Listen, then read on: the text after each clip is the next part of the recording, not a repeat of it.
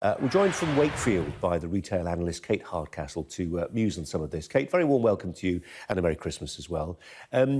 This story, Boxing Day sales. I remember covering this, 30 years ago as a young reporter on the Yorkshire Post. It's a staple for journalists. We cover it every year. Is it a staple for shoppers anymore?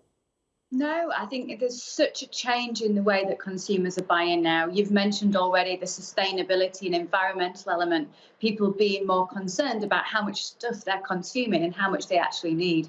But lots more in there. We have a savvier shopper now who's got the information at their fingertips to find out exactly where the best price and value is. And whilst our online retailers are talking about discount, they're also looking at convenience. We've seen a lot of developments online, particularly in lending, where people can now borrow for a short term and actually get the goods, receive them, see if they like them, send them back without the money actually leaving the bank. Concerning from a debt point of view, but that helps in terms of the ease, and the next day delivery is now becoming an hourly delivery, where our bricks and mortar retailers in the main have spent the year talking the language of discount. And the one thing that happens when you constantly talk about discount is the consumer's always looking for the better discount. They needed to do much more to rejuvenate retail in the middle market.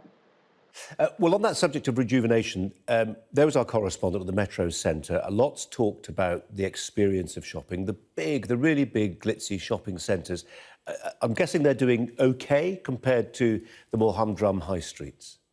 The challenges that the high streets have faced are things that are accessibility, the bus routes and train routes and unreliability of public transport, parking charges, things that are very basic, Colin, as well, like toilets for people to use, facilities, accessibility. I mean, that just sounds so simple. But actually, when you interview tens of thousands of consumers, that's what they tell us. So what out-of-town shopping centres provide normally are free parking, a warm environment, weatherproofing, and they do have more experiential elements. I want to see the rejuvenation of our high streets. It can't rely simply on retail alone. It's going to have to be about community and sociability. But what I really feel frustrated at is we've had so many retailers complaining about how hard the year is. And then when they do get footfall, which we saw on the 23rd of December and possibly today, all they're doing is talking discount and creating very much frustration with long queues and poor customer service, where they should be working out ways to bring those customers back into 2020. Do retailers and their spokespeople just need to make the case even more noisily to government and say things like business rates need to be cut because there is social utility in bringing people together? Because the direction of travel, Kate, seems to be in the opposite direction, doesn't it? There's a story today about drones now being tested beyond line of sight. So the day when drones bring your Amazon parcels to your doorstep or whatever is in sight, isn't it? So that feels like the direction of travel. So retailers need to say, look, hang on a minute, we offer something to society at large, don't they?